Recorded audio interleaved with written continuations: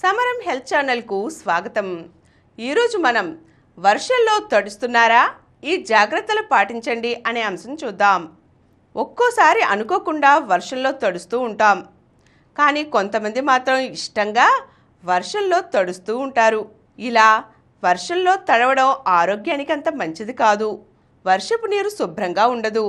ఇందులో దుమ్ము, ధూళికణాలు, హానికారక బ్యాక్టీరియా, రసాయనాలు కలిసే అవకాశం ఉంటుంది. ఇలాంటి వర్షపు నీరులో తడవడం వల్ల చర్మం మీద అలర్జీ, దురద వంటివి వస్తాయి.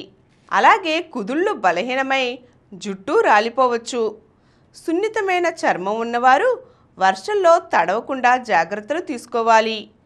ఎక్కువసేపు వర్షంలో తడిస్తే కళ్ళు ఎర్రబడటం, మండడం, వాయడం, దురద, దద్దుర్లు, గొంతు గరగరలాడడం, నీళ్లు కారడం వంటి సమస్యలు ఏర్పడవచ్చు.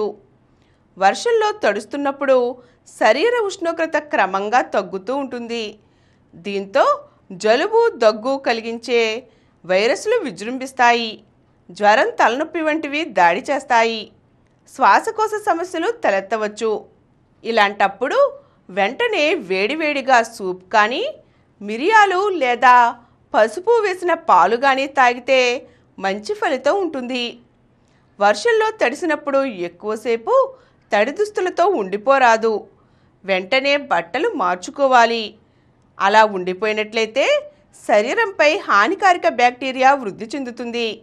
దీంతో చర్మ వ్యాధులు, శరీరం నుంచి దుర్వాసన వంటి సమస్యలు రావచ్చు.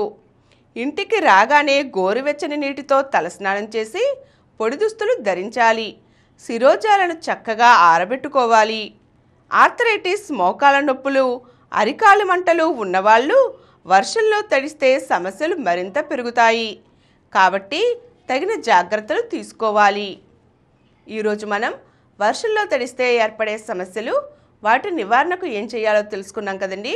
మరో చక్కని అంశంతో మళ్ళీ కలుద్దాం. ఈ కార్యక్రమం మీకు ఎంతో నచ్చింది కదా.